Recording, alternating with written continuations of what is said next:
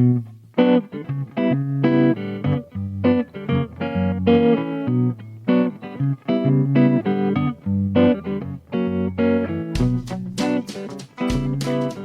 again, and welcome to a new episode of Madhu Einsiedler's COVID-19 Crisis Log as part of Madhu's Improvisations on Growth podcast series.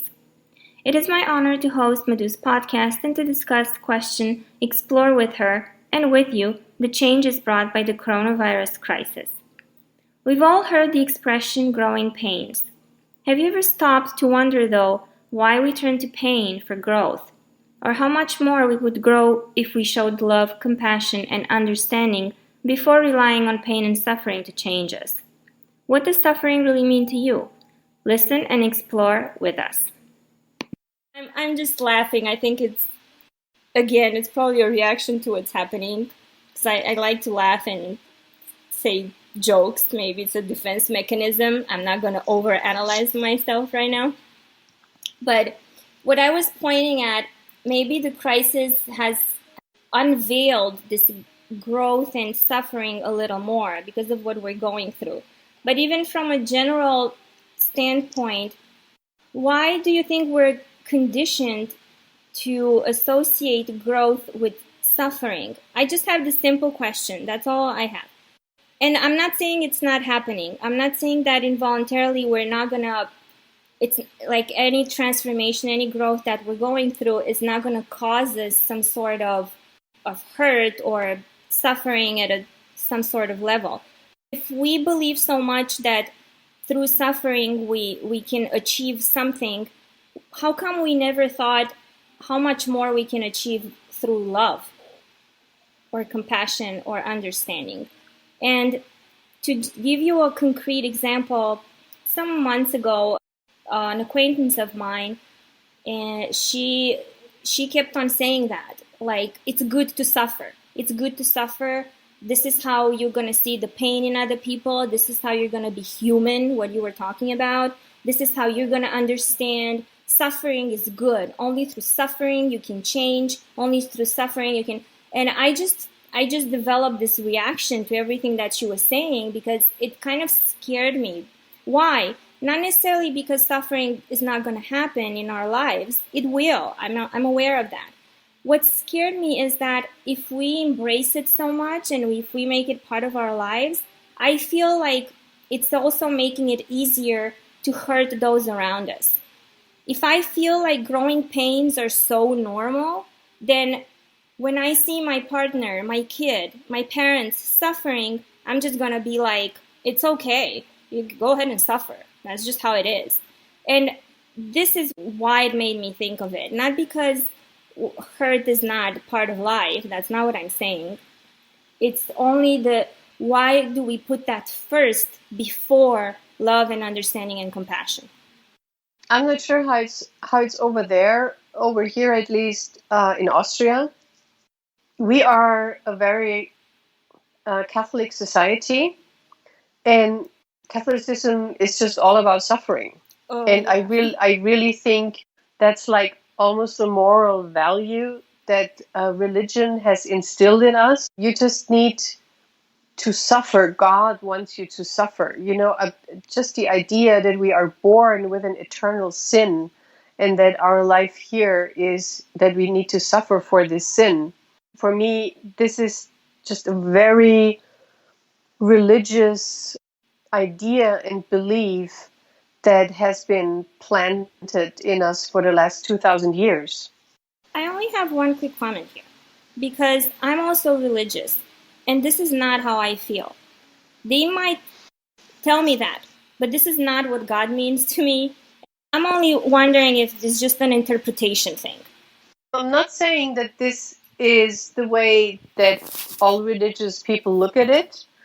I'm saying that this is how Catholicism has been introduced here. So, and here I mean Austria. So this is all I can talk about.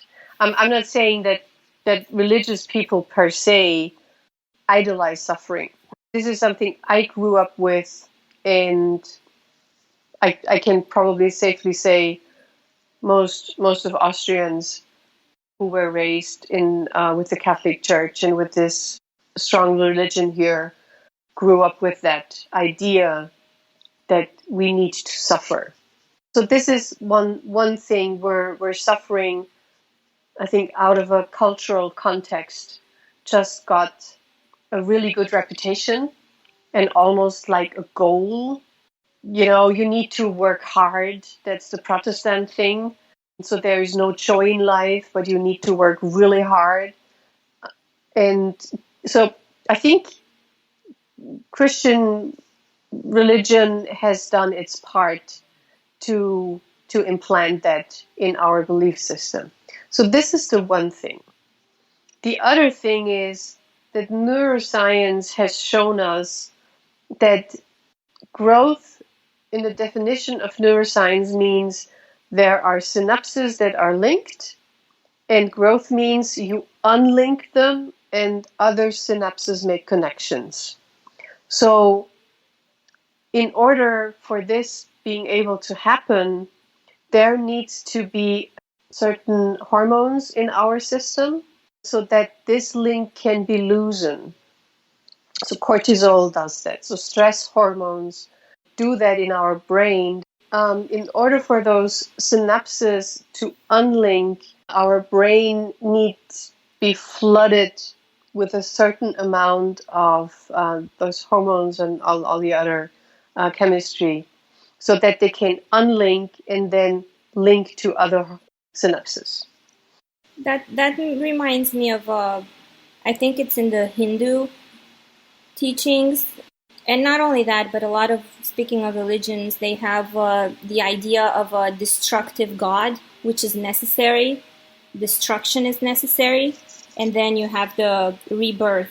Still, that is not connected to suffering. So suffering basically means I am in a situation that I don't want to be in and I'm fighting against it. So a situation can be painful, yet I don't need to suffer from this. And I've gone through a lot of painful situations in my therapy educations, and there was no suffering there. There was a lot of pain, but the pain was reliving painful situations from the past and basically reconnecting my synapses. What is the difference from your point of view between pain and suffering? Because I see you're making a distinction there. Pain is pain, and suffering is the fight against the pain. So it's like an additional layer that I create by not wanting this pain. But there's a meditation that you can do when you have physical pain.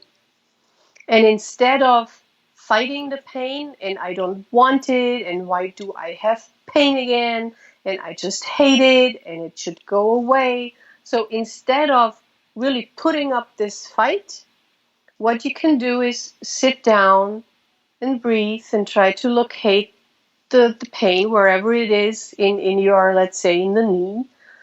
And imagine you go to the center of the pain, like you, as if you could walk in. And the funny thing is, if we do this, like breathing and really getting closer and closer and closer and closer, and then now I'm in there and I'm going to the center of the pain. And as long as I'm in this process, the interesting fact is that the amount of how I feel the pain somehow diminishes. And as long as I'm try it, or also our listeners, you don't have to believe me. Just whenever you feel physical pain, you can go and try this meditation. There is an app out there, it's called Headspace. It actually has a pain meditation that does exactly that. And it leads you there. There's a voice leading you into the core of your pain. And it just really makes a difference. So this is pain versus suffering. So when I just not want this crisis now, and I'm fighting it, although we cannot really fight the virus, as we have also talked about it in our last podcast. So the war against the virus. So that's where we create our own suffering. Our episode concludes here. Thank you for listening and for exploring with us. I hope that you have gained a new perspective on the meaning of growth, or maybe now you understand better what that means to you, or how to approach a painful situation in such a way to not cause suffering. For additional conversation topics, suggestions, thoughts, feel free to contact Madhu directly and to email her at madhu@einsiedler.at or leave your feedback on her social media on Facebook, LinkedIn, and Twitter. We are working on more episodes as part of Madhu's COVID-19 crisis log, so stay tuned and stay healthy.